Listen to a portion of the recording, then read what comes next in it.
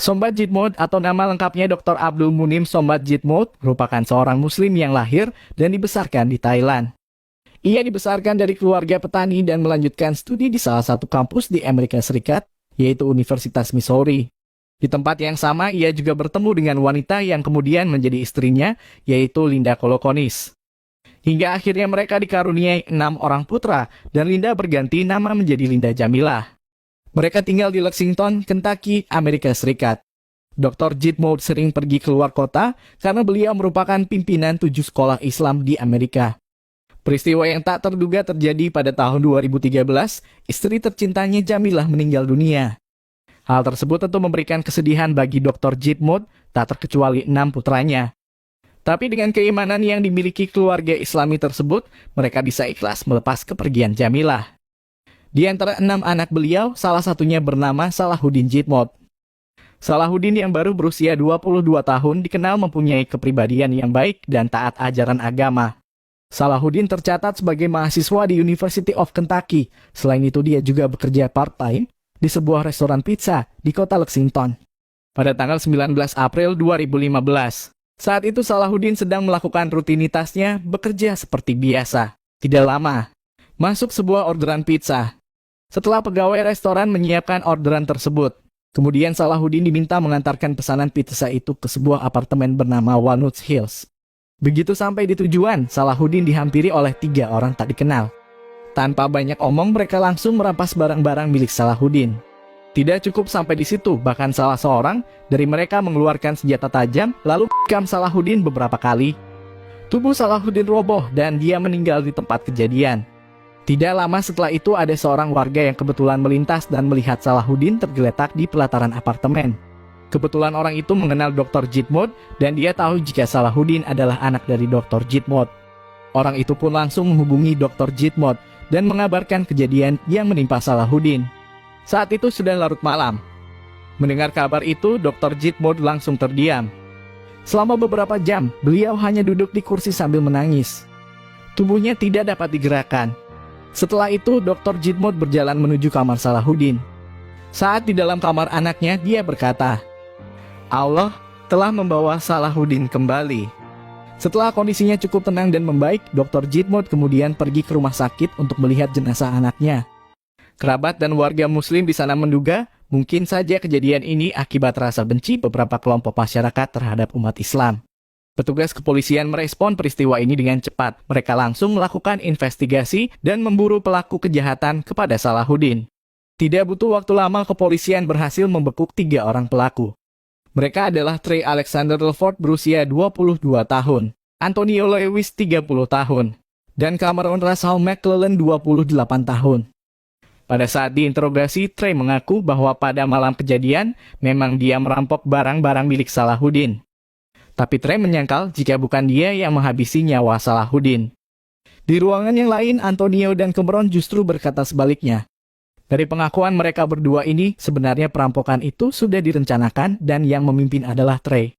Mereka menjelaskan modus yang dilakukan adalah dengan cara menelpon restoran pizza secara acak, lalu melakukan order dan ketika si kurir datang untuk mengantar pesanan itulah, mereka akan merampas semua barang berharga milik kurir yang dijadikan korban. Trey pemimpin mereka bahkan sampai membeli alat khusus supaya ponsel yang mereka gunakan tidak terlacak oleh pihak kepolisian.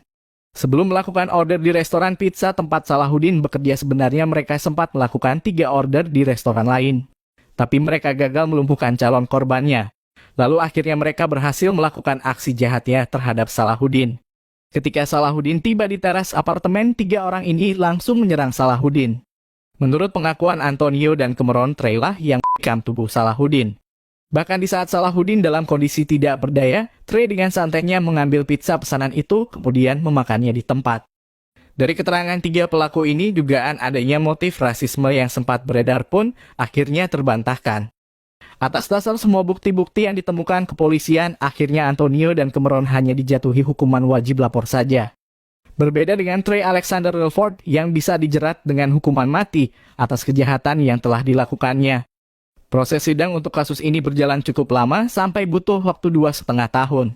Sidang terakhir yang mengagendakan putusan untuk Trey dilaksanakan pada tanggal 7 November 2017. Setelah memimpin sidang sekian lama, sebetulnya hakim pengadilan sudah memiliki hasil putusannya. Akan tetapi di ruang sidang itu Dr. Jitmot meminta agar bisa diberikan kesempatan untuk memberikan pernyataan. Do you swear or affirm that the testimony you're about to give will be the truth, the whole truth, and nothing but the truth? Yes, I do. Pria berusia 66 tahun itu pun melakukan hal yang mengejutkan banyak orang. Tak hanya pengunjung yang hadir di ruang sidang, Trey dan keluarganya, bahkan hakim tidak bisa menahan air mata. Dalam kesempatan itu, Dr. Jitmot bertanya, "Apakah kamu sudah mengakui perbuatanmu merenggut nyawa anakku?" Trey menganggukkan kepalanya. Kemudian Dr. Jitmot melanjutkan dengan mengatakan, "Trey, seandainya Salahuddin ada di sini, meskipun kamu telah melakukan hal seperti itu kepadanya, dia akan memaafkanmu. Sebab memang begitulah seorang Salahuddin. Trey, keponakanku tersayang. Aku tidak menyalahkanmu, aku tidak marah kepadamu karena telah menyakiti anakku. Tapi aku menyalahkan setan yang telah menyesatkanmu. Aku ingin kamu tahu bahwa aku sudah memaafkanmu. Karena memberi maaf adalah sedekah terbesar dalam Islam." You didn't admit of actually in the act of killing him. Is that correct?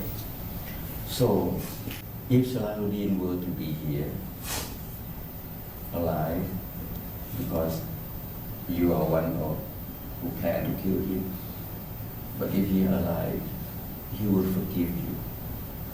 That's the way he was. That's the way he is. So I'm taking, he take the teaching of Islam at heart. My dear nephew, Trey, I don't blame you for the crime you commit. I'm not angry at you for being part of hurting my son and their brothers. I'm angry at the devil. I blame the devil who misguiding you and misleading you to do such a horrible crime. No, I don't blame you. I'm not angry at you at all. I want you to know that. I wish I can go and hug you right now. I really feel sorry for your parents. As a father, I feel sorry for your parents. They raised you well. They raised you and they want you to be successful. Your success is their success. Your happiness is your happiness, their happiness. Now they have to cry because of your crime that you commit. I feel sorry for them. I forgive you on behalf of Salahuddin and his mother. Kathy asked me about forgiveness. Forgiveness is the greatest gift or charity in Islam. I have to pour myself out to forgive someone that have wronged our family. Setelah Dr. Jitmot selesai memberikan pernyataan, hakim tak kuasa menahan tangisnya. Hakim kemudian menunda proses sidang untuk beberapa waktu. I think this may be a good time to take a break. Thank you. Lalu ketika persidangan dimulai lagi, sekarang giliran Ibu Trey yang memberikan pernyataan. Ibu Trey meminta maaf atas perbuatan yang telah dilakukan anaknya. Selama ini keluarga sudah mencoba berbagai cara agar Trey bisa lepas dari kebiasaannya mengkonsumsi narkoba, tapi semua itu tidak berhasil. Sang ibu juga mengungkapkan bahwa dia benar-benar terkejut saat mendengar pernyataan Dr. Jitmot. And I know I am deeply sorry for your loss. And I thank you so much for comforting me and my family, because I was shocked to hear your forgiveness. Kemudian hakim memberikan kesempatan Trey untuk memberikan pernyataan. Pria berwajah saat itu pun menangis, dia tidak menduga Dr. Jitmot akan mengatakan seperti itu di persidangan. Trey juga memohon maaf atas perbuatan yang telah ia lakukan dan berterima kasih atas pengampunan yang sudah diberikan oleh Dr. Jitmot. Mr. Wilford, do you wish to make a statement? Yes, ma'am. I'm sorry about what happened that day. But I do applaud you, because it takes a powerful man to know that somebody has hurt them and do what you, get up there and say what you just said. I have a child. She is 4. And I can imagine the hurt, the pain. What you learn? Just tell us like you do. So when I thank you for your forgiveness. Melihat pria yang merenggut nyawa anaknya meneteskan air mata, Dr. Jitmut pun memberi Trey tisu. Di kesempatan ini Dr. Jitmut menjabat tangan Trey, kemudian memeluknya. Keluarga Trey yang lainnya kemudian datang menghampiri.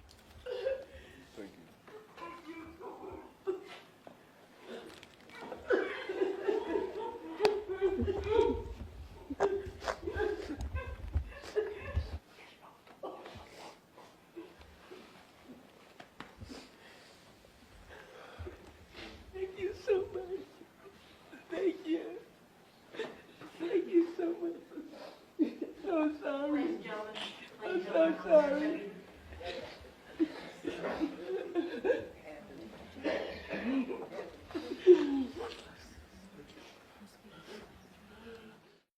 Setelah menganalisa seluruh jalannya persidangan dan dengan mempertimbangkan semua kondisi yang ada, termasuk keikhlasan Dr. Jitmut, hakim yang awalnya ingin menjatuhkan hukuman seumur hidup untuk Trey, kini merubah putusannya menjadi hukuman penjara selama 31 tahun dengan kemungkinan untuk banding. Di luar ruang sidang, wartawan mewawancarai Dr. Jitmut. Mereka bertanya apa alasan Dr. Jitmut bisa memaafkan orang yang telah merenggut nyawa anaknya.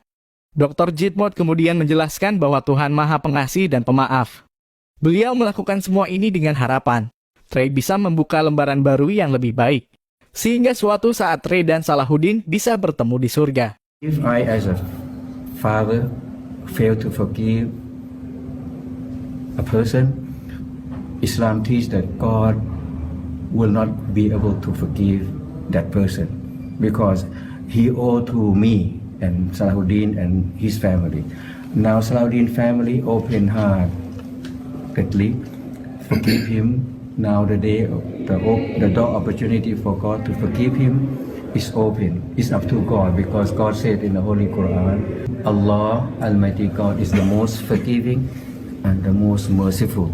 Now I said, my nephew, God gonna forgive you because He promised in this word, He's the most forgiving, the most merciful, provided I forgive you first. So I did forgive you. So now God turned to forgive you. So reach out to Him. I want him to reach out to God. You have a new chapter of good life coming. When you come out from your confinement, do righteous deed because your righteous deed gonna lead to the path of truth, lead back to God Almighty that will reunite you and Salahuddin in paradise. That's my message to my nephew.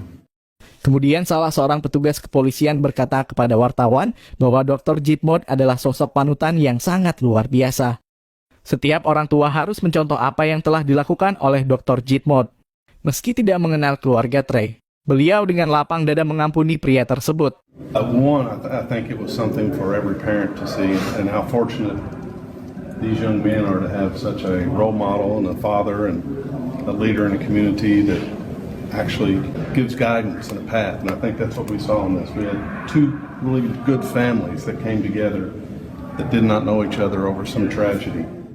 Beberapa tahun kemudian aktor senior Hollywood, Morgan Freeman, mengunjungi Dr. Jitmut. Morgan sangat terkesan atas apa yang telah dilakukan oleh beliau. I've come to a cemetery in Lexington, Kentucky, to meet Dr. Abdul Munim Samban Jitmut. He followed Islam's holiest law in the face of great personal tragedy. I understand that you had something tragic to your family. Can you tell me about it? Yes, sir. 3 years ago, of course, our dearest son Salahuddin got murdered. Tell me what you remember happened actually that night. Yes, sir. So I give Salahuddin a call. And he said, Baba, I'm delivering the pizza. Oh, I will call you later then. He said, Inshallah, Baba. That was his last word for me to hear. Di saat sedang berbincang, Dr. Jitmut mengucapkan kalimat Insya Allah. Morgan Freeman ternyata memahami arti kalimat tersebut. Aktor legendaris itu kemudian bertanya, apakah yang Anda katakan itu artinya jika Tuhan menghendaki?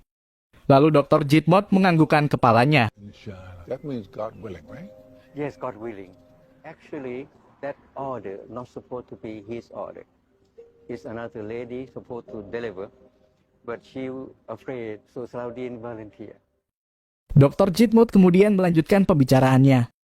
bahwa salah satu yang membuat hatinya tenang adalah ketika malam kejadian itu sesaat sebelum Salahuddin meninggal.